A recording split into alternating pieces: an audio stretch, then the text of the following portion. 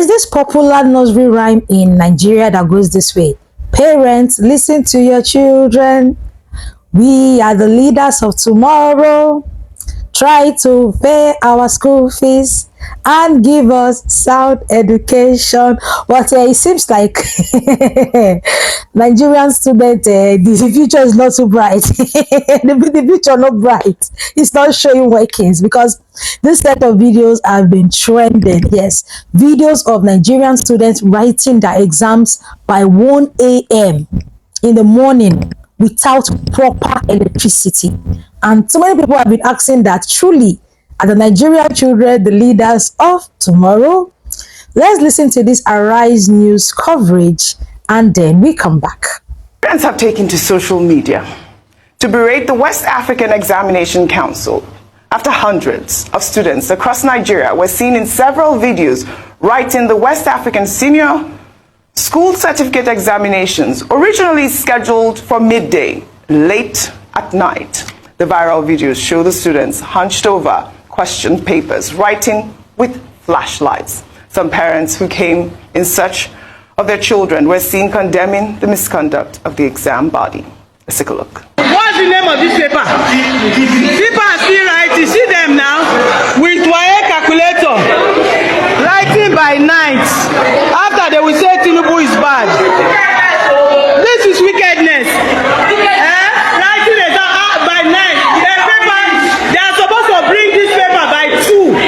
They stay till night. After they will say it's Tinubu.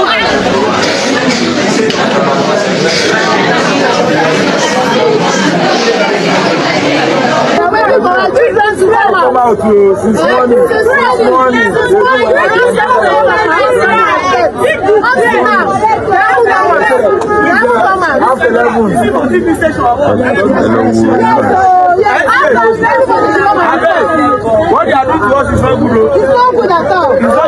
What are they doing? What exactly is happening here? What is happening at the moment? That's the right question. What exactly is going on here? I mean, couldn't they have cancelled the exams, rescheduled the exams? First, we see the issues with JAMB, and now we are seeing Waec. This is completely unacceptable. I've been getting videos flying around from different parts of the country. I got from Delta State as well. These students are writing their exams late at night. You know, when we started the show today, we started by doing an assessment of the administration. And in essence, my summary was that economic reform cannot prosper in a vacuum. It needs to be supported by institutional reforms. One of the pillars we looked at was education. And at this point, I think there needs to be some sort of marching order delivered to the Minister of Education, because the issues that have cropped up in this year alone, especially during this examination period, show that there's a state of emergency happening in the education sector that needs to be paid attention to. What is the logistical challenge? Yes, we know we have a huge population, an overwhelming number of children who are most likely going to sit for these exams. But why is it so difficult to come up with logistics that will ensure that these children can write these exams in free and fair and conducive environments? I saw in Ebonyi State, I saw Taraba State. No, it's a widespread thing that we're seeing. It's unfair. What are you saying about the future of these young people? Their mental health, their prospects after this. Even as a graduate, it's already difficult to see what your future looks like. Now you're trying to take this opportunity away for them to further their education. So this needs to be investigated. The same way the issue with JAM was investigated. We're not going to wish this away. I hope the Minister of Education has taken these videos seriously and will now speak to the various people who are responsible for this, so that this can be addressed. And possibly it looks like these students may need to resit for these exams as well, because these are not fair conditions. All right, Doctor. You're welcome to my channel. I'm Delicious Army. Here I talk Ghana, Nigeria, South Africa, Kenya, and all the good stuff relating to them. Lots of people have been reacting to this video. I want us to watch their own reactions to these, and then we also come back. Hi. So it's Saturday, and as usual, I'm supposed to be coming your way with my culture shock experiences. But for this particular one, I don't know whether I should refer to it as culture shock or just an experience. And so here it goes. I was in Nigeria till like primary 3, and then we relocated to Ghana. And so I had to continue my education. I lived in Somanya with my Kenyan family. And so I was taken to one of Ghana in Somanya at the time, which is Bethel Nursery Preparatory and JSS. And those of you who live around Somanya, Agomenya, and thereabouts, you would know the school. And so guess what? I was taken to the school to write exams that was supposed to qualify me to be in primary 4. I wrote the test and I failed. Meanwhile, I wasn't a dumb student. I mean, back in Nigeria, I was topping my class. And so it was a shock to me that I couldn't pass this particular exam. And so I was supposed to write a test to be in primary 3. Like, I'm being repeated sort of. And guess what? I failed again.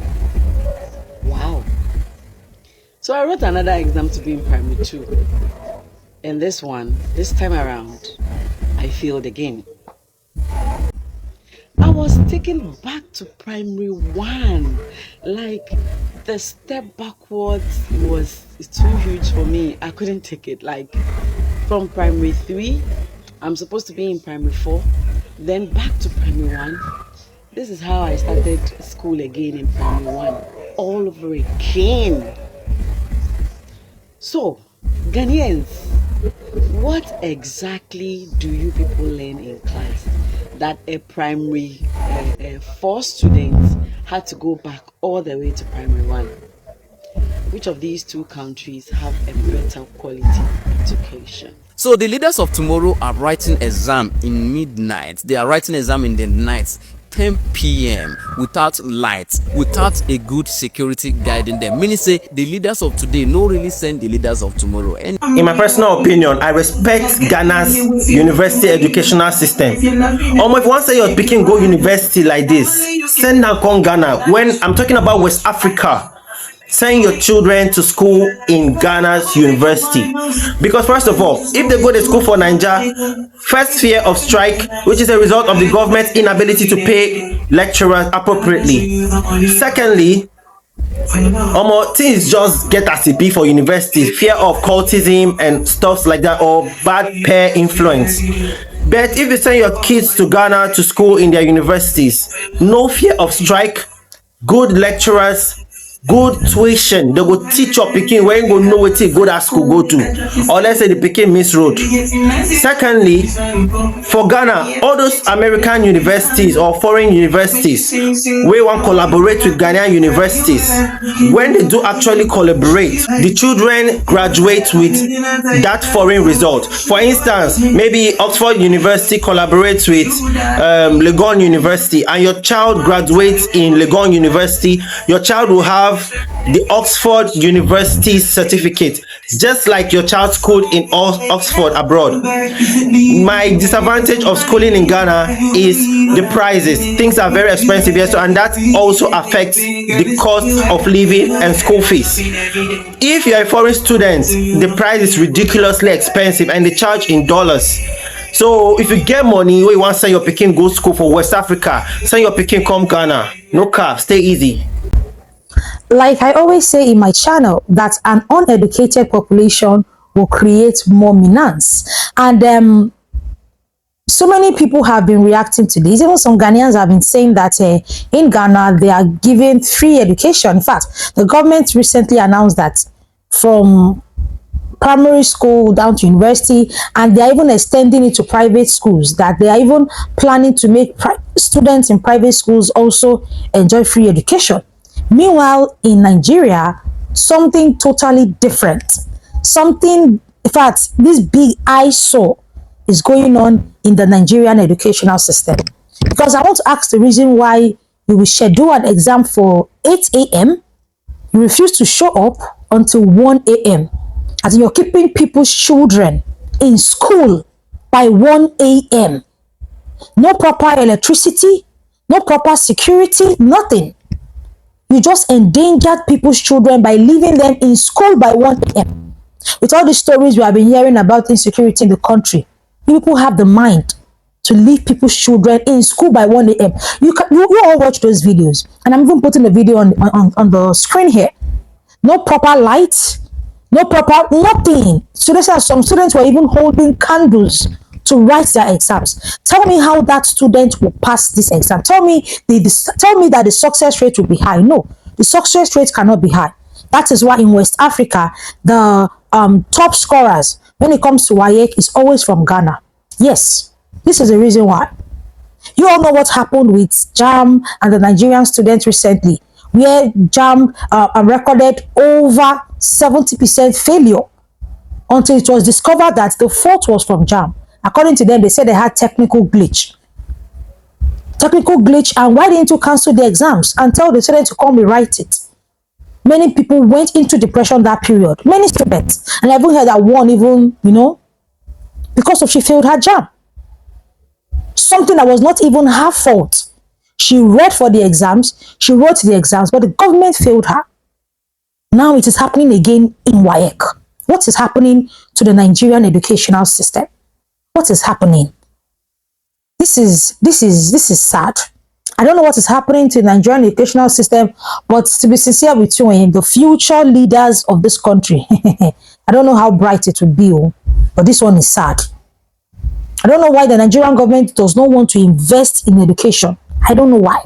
Even if they are investing, I don't know why they are not putting in more effort to ensure that things like this do not happen. Although the Minister for Education has come out to, speak ill on this, saying that this is not acceptable and the rest. Will this just end at this is not acceptable? Every time things like this happen, the government comes out and say it is not acceptable. Yet, what is the preventive measures the government is putting in place that things like this do not happen again? Later, when the Waec result for this year comes out now, you'll be seeing mass failure in English language. Now, those students will have to go and rewrite again next year for something that was not their fault. They did their own due diligence by reading for the exams, being available. But the educational system is failing them. It's really sad, though. It's really sad. Even in third world countries, things like this do not happen. Why should things like this happen in Nigeria? These things these people are doing will furthermore discourage people from going to school. Why? Because we already know in Nigeria right now, if you like, be a graduate, there's many people that are graduates that are not even working with the certificate because we are the jobs. We are the jobs. So being a graduate in this country does not even guarantee you getting a good job. Highest, except you know somebody or you have 1 or 2 connections. Highest job you can get is 80,000, 90,000. And and 90,000 naira in this economy can do nothing for nobody. The people doing well in this country are those who are self-employed, or those who their parents are politicians, business people, or those who just have 1 or 2 connections to get good jobs. So the fact that there are no jobs in the job market is enough to discourage these students.